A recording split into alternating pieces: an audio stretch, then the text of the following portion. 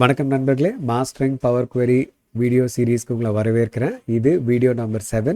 இந்த வீடியோவில் நம்ம பார்க்க போகிறது டேட் அண்ட் டைம் ரிலேட்டடான டிரான்ஸ்ஃபர்மேஷன் ஆப்ஷன்ஸ் என்னெல்லாம் இருக்குது பவர் குவெரியில் அப்படின்னு பார்க்க போகிறோம். இப்போ பார்த்தீங்கன்னா டேட்டும் டைமும் ரெண்டு டிஃப்ரெண்ட் காலமாக இருந்தால் அது எப்படி நம்ம கம்பைன் பண்ணி டேட் அண்ட் டைமை கொண்டு வருது, அப்படியே வைசி வர்ஸா டேட் அண்ட் டைமாக இருக்கிறத டேட் எப்படி தனியாக பிரிக்கிறது, டைம் எப்படி தனியாக பிரிக்கிறது, டேட்லேருந்து நம்ம வந்து டேவை எப்படி எடுக்கிறது, மந்த் எப்படி எடுக்கிறது, இயர்ஸ் எப்படி எடுக்கிறது, அது எந்த வீக் டே, சண்டேவா மண்டேவா, அது எந்த மந்த்து, ஜானா ஃபெப்பா, அந்த மாதிரி எப்படி இங்கிலீஷில் கொண்டு வர்றது, மந்தோட நம்பர் வேண்டாம், மந்தோட நேம் வேணும், அதே மாதிரி டேயோட நம்பர் வேண்டாம், டேயோட நேம் வேணும், மண்டே டியூஸ்டேன்னு வரணும், எப்படி எடுத்துகிட்டு வருது, அதுக்கு ஆப்ஷன்ஸ் இருக்கா அப்படின்றத பார்க்க போகிறோம். அதே மாதிரி ரெண்டு டேட்ஸ் இருக்குது, ஒரு ஸ்டார்ட் டேட் ஒரு எண்ட் டேட் இருக்குன்னா அதுக்கு நடுவில் இருக்கிற நம்பர் ஆஃப் டேஸ் நம்மளால் கால்குலேட் பண்ண முடியுமா? சரி, டேட் அண்ட் டைம் இருந்ததுன்னா அது ரெண்டையும் சப்ட்ராக்ட் பண்ணும்போது எவ்வளோ டேஸ், எவ்வளோ ஹவர்ஸ், எவ்வளோ மினிட்ஸ் ஆச்சுன்னு கண்டுபிடிக்க முடியுமா? இல்லை ரெண்டு டைம் இருந்ததுன்னா அதுக்கு நடுவில் டிஃப்ரென்ஸ் எப்படி பார்க்குறது? இந்த மாதிரி சப்ட்ராக்ஷன்ஸ்லாம் பண்ணும்போது டியூரேஷன் அப்படின்ற ஒரு டிரான்ஸ்ஃபர்மேஷன் உள்ளே வரும் பிக்சரில். அது என்ன அப்படின்றது பார்க்கலாம். இப்போ இதெல்லாம் தான் நம்ம இந்த வீடியோவில் பார்க்க போகிறோம். வாங்க வீடியோக்குள்ளே போகலாம். பவர் குவெரி எடிட்டரை லான்ச் பண்ண போகிறோம். ஸோ டேட்டா டேபுக்கு போகிறேன். டேட்டா டேப்பில் get data, launch power query editor.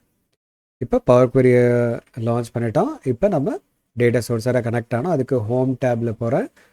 New query, new source, file, Excel workbook. நான் யூஸ் பண்ணுற டேட்டா சோர்ஸ் வந்து ஒரு எக்ஸல், அதனால் எக்ஸல் ஒர்க் புக் அதை கிளிக் பண்ணுறேன். இந்த ஃபைலோட தான் எனக்கு கனெக்ட் ஆகணும். அதை செலக்ட் பண்ணுறேன், இம்போர்ட் அப்படின்னு கொடுக்குறேன்.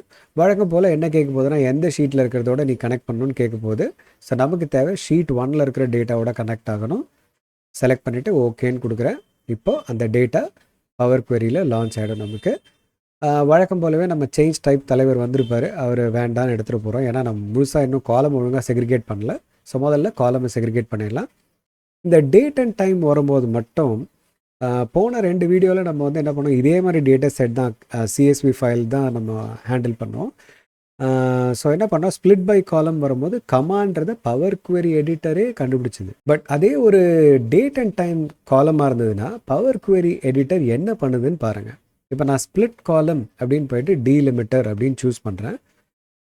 இது எந்த தடவை என்ன பண்ணுதுன்னு பாருங்கள். கமான்றதுக்கு பதிலாக இது என்ன சூஸ் பண்ணுதுன்னு பாருங்கள், கோலன்னு சூஸ் பண்ணிக்கிச்சு. நம்ம பாட்டு அதை பார்க்காம ஓகேன்னு கொடுத்துருந்தோன்னா இது கோலனை வச்சு பிரிச்சிருக்கோம், பட் நமக்கு கமா வச்சு பிரிக்கணும். ஸோ இந்த விஷயத்தை கவனத்தில் வச்சுக்கணும். ஸோ கமான்றதை சூஸ் பண்ணுறேன், ஓகேன்னு கொடுக்குறேன். இப்போ டேட்டா தனித்தனி காலமில் பிரிஞ்சிருக்கு. அடுத்து இந்த சேஞ்ச் டைப் இப்போ நடக்கக்கூடாது. இன்னும் நம்ம ஃபஸ்ட் ரோ வந்து ஹெட்டராக மாற்றணும். அந்த ஃபஸ்ட் ரோவில் இருக்கிறத ஹெட்டராக மாற்றுறதுக்கு அது ஜென்ரிக் டிரான்ஸ்ஃபர்மேஷன் அப்படின்றதால ஹோம் டேபுக்கு போயிட்டு ட்ரான்ஸ்ஃபார்ம் செக்ஷனில் use first row as header அப்படின்றத கொடுத்துட்றோம். இப்போ அந்த சேஞ்ச் டைப் தலைவர் வந்தார்னா நம்ம ஏற்றுக்கலாம். ஏன்னா இதுக்கப்புறம் நமக்கு அதுதான் பண்ணணும், டேட்டா டைப் செட்டிங் தான் பண்ணணும். அது கரெக்டாக பண்ணியிருக்கா அப்படின்னு பார்க்கலாம். ஸோ ஆர்டர் ஐடி ஒன்றும் பிரச்சனை இல்லை, ஆர்டர் டேட் பிரச்சனை இல்லை, ஆர்டர் டைம் பிரச்சனை இல்லை, டெலிவரி டேட் ப்ராப்ளம் இல்லை, schedule delivery okay, manufacture okay, inspection time okay, payment due date okay. என்ன சார் ஒன்று ஒன்றா போகிறீங்க, எல்லாம் கரெக்டாக தான் பண்ணியிருக்கணும். அதுதான் இல்லை. இப்போ பாருங்கள், நான் கீழே ரைட்டில் மூவ் ஆகுறேன்.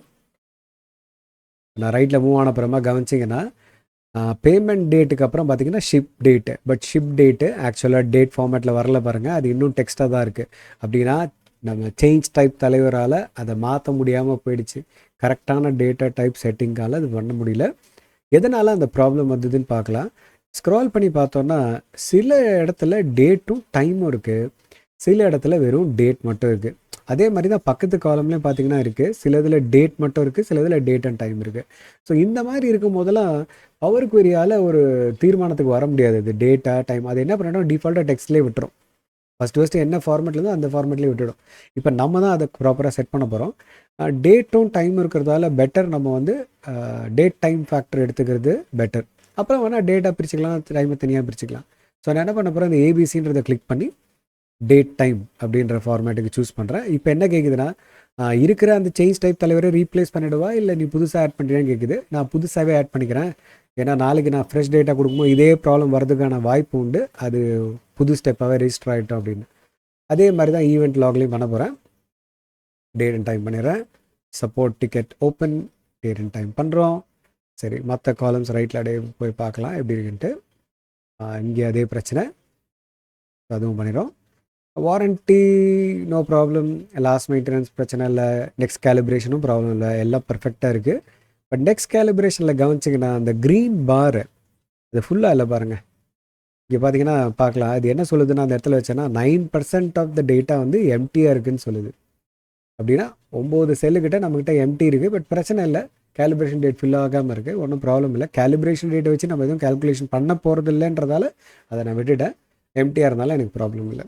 சரி, இப்போ டேட்டாவை லோட் பண்ணிட்டோம், பர்ஃபெக்டாக காலம்ஸை செக்ரிகேட் பண்ணிட்டோம், ஃபஸ்ட் ரோவை ஹெட்டரை போட்டுட்டோம், டேட்டா டைப் செட்டிங்ஸ் எல்லாம் பண்ணிட்டோம், இஷ்யூஸை ரிசால்வ் பண்ணிட்டோம். இப்போ ட்ரான்ஸ்ஃபர்மேஷனுக்குள்ளே போக போகிறோம். ஸோ நம்ம முதல்ல பார்க்க போகிற ட்ரான்ஸ்ஃபர்மேஷன் டேட்டையும் டைமையும் ஒன்றா எப்படி சேர்க்குறது. ஸோ அதை எப்படி பண்ண போகிறோம் அப்படின்னு பார்த்தீங்கன்னா, அந்த எக்ஸாம்பிளுக்கு நம்ம வந்து ஆர்டர் டேட்டையும் டைமையும் எடுத்துக்கிறோம். இப்போ பார்த்தீங்கன்னா ஆர்டர் டேட் தனியாக இருக்குது, ஆர்டர் டைம் தனியாக இருக்குது.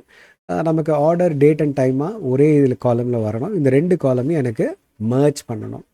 ஸோ லாஸ்ட் வீடியோவில் நம்ம டெக்ஸ்ட் ட்ரான்ஸ்ஃபர்மேஷன் கற்றுக்கும் போது மர்ஜ் காலம்ஸ்னு ஒன்று பார்த்தோம். அதில் செப்பரேட்டர்லாம் என்ன வேணும் கேட்டது. பட் இங்கே பாருங்கள், இது மர்ஜ் காலம்ஸ் மாதிரி தான், பட் இது கொஞ்சம் டிஃப்ரெண்ட்டு.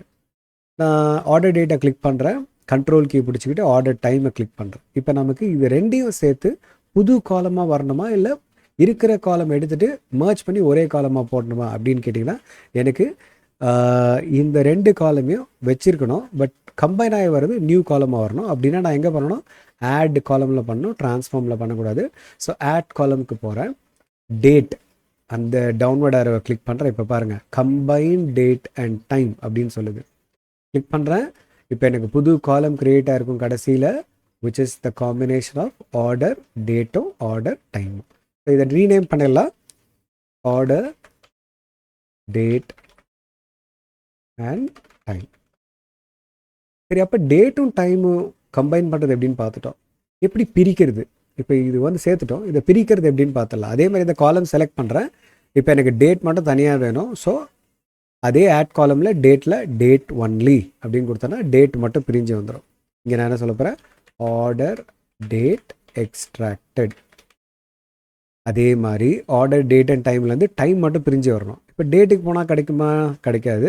ஏன்னா இது டைம் சம்மந்தப்பட்டது. டைமுக்கிட்ட போகிறோம், டைம் ஒன்லி அப்படின்றத சூஸ் பண்ணுறோம். இப்போ டைம் மட்டும் பிரிஞ்சு வந்துருச்சு. ஸோ இதை என்ன சொல்ல போகிறோம், ஆர்டர் டைம் எக்ஸ்ட்ராக்டட்.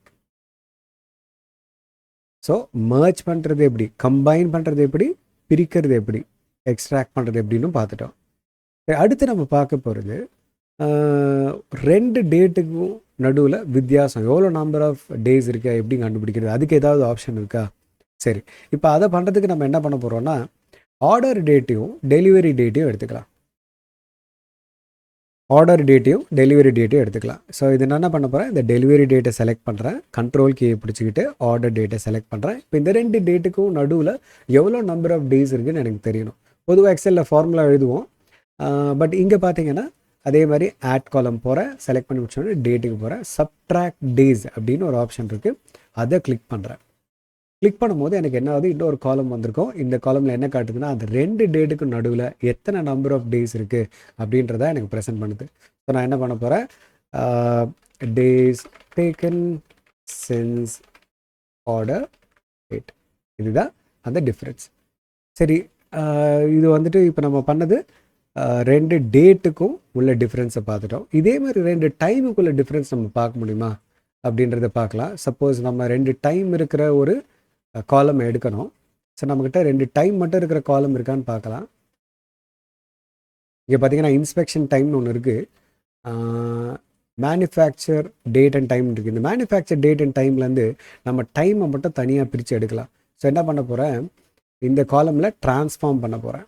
எனக்கு புது காலம் வேணாம், இதே காலமில் டைம் மட்டும் வேணும். ஸோ ட்ரான்ஸ்ஃபார்முக்கு போகிறேன், டைம் கேட்டகரி போகிறேன், டைம் ஒன்லி, டைமை மட்டும் பிரித்து எடுத்துட்டேன். இப்போ இந்த 2 டைமுக்கான வித்தியாசத்தை மட்டும் எனக்கு ஒரு காலமில் கொடுக்கணும். ஸோ என்ன பண்ணுறேன், இன்ஸ்பெக்ஷன் டைமை செலக்ட் பண்ணுறேன், கண்ட்ரோல் கீ பிடிச்சிக்கிட்டு மேனுஃபேக்சர் டைம் செலக்ட் பண்ணுறேன். செலக்ட் பண்ணிவிட்டு ஆட் காலமில் போயிட்டு டைமுக்கு போயிட்டு சப்ட்ராக்ட் அப்படின்னு கொடுக்குறேன். கொடுத்தேன்னா எனக்கு கடைசியில் பார்த்தீங்கன்னா காலம் க்ரியேட் ஆகிருக்கும். இது என்ன சொல்லுதுன்னா, எவ்வளோ டேஸு, எவ்வளோ ஹவர்ஸு, எவ்வளோ மினிட்ஸு, எவ்வளோ செகண்ட்ஸ் அப்படின்றத பிரித்து கொடுக்குது. சார் எனக்கு எவ்வளோ டேஸ்லாம் வேண்டாம், எனக்கு வந்து ஹவர்ஸ் மட்டும் இருந்தால் போதும் அப்படின்னு நினச்சிங்கன்னா, இப்போ தான் இந்த டியூரேஷன் நம்ம டைமை இன்வால்வ் பண்ணி சப்ட்ராக்ஷன்ஸோ அடிஷன்ஸோ பண்ணும்போது இந்த டியூரேஷன் வரும். இந்த டியூரேஷனை கிளிக் பண்ணி எனக்கு ஹவர்ஸ் மட்டும் வேணும்னா ஹவர்ஸ் மட்டும் பார்க்கலாம், மினிட்ஸ் மட்டும் வேணும்னா மினிட்ஸ் மட்டும் பார்க்கலாம். ஹவர்ஸ்ன்னு சூஸ் பண்ண என்ன ஆகும்னா இந்த 345ல் 3 மட்டும் தனியாக வந்துடும். மினிட்ஸ் சூஸ் பண்ணிங்கன்னா 45 மட்டும் தனியாக வரும். பட் டோட்டல் ஹவர்ஸ் மட்டும் வேணும், டோட்டல் மினிட்ஸ் வேணும். சப்போஸ் எக்ஸாம்பிள் எனக்கு டோட்டல் மினிட்ஸ் வேணும்னு வச்சுக்கோங்க, என்ன பண்ணுறேன் பாருங்கள், மொத்தமாக எவ்வளோ மினிட்ஸ் அப்படின்றது காட்டுது எனக்கு. சப்ட்ராக்ட் பண்ணி அந்த டிஃப்ரென்ஸ் வந்தது வந்து டோட்டல் மினிட்ஸாக எனக்கு காட்டுது. ஸோ 3 ஹவர்ஸ்ன்னும் போது 180 minutes plus 45 which is 225 minutes. So மினிட்ஸில் பார்க்கணும், மினிட்ஸில் பார்க்கலாம்.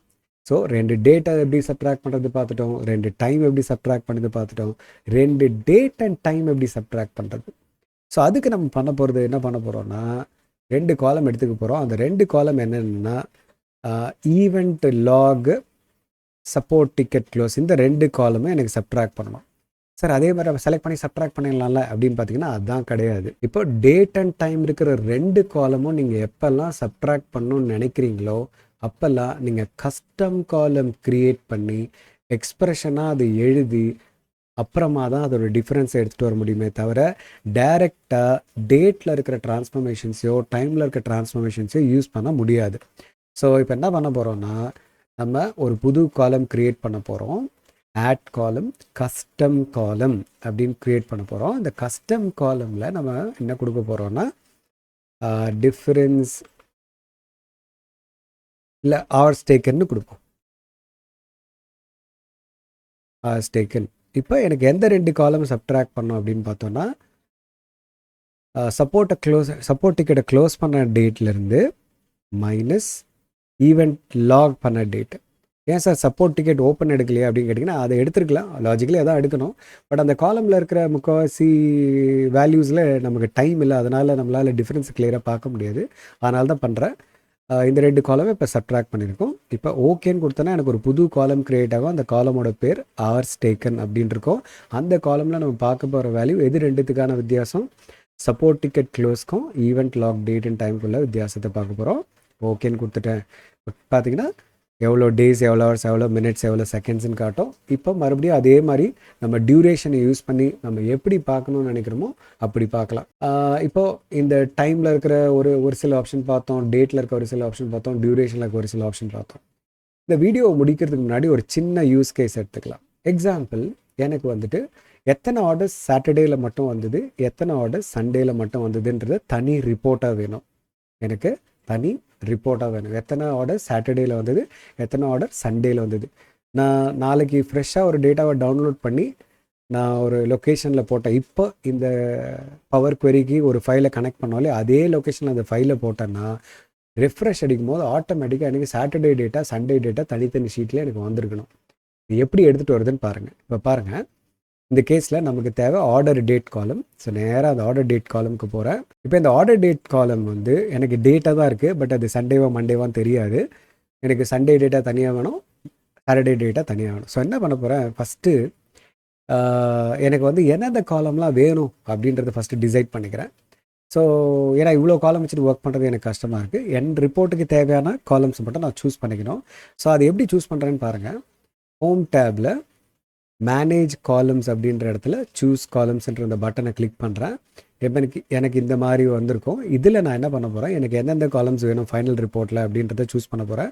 ஆர்டர் டேட் வேணும், அதுக்கு அடுத்தது டெலிவரி டேட் வேணும், அப்புறம் பேமெண்ட் டேட்டு, ஷிப்மெண்ட் டேட். அவ்வளோதான் எனக்கு தேவை.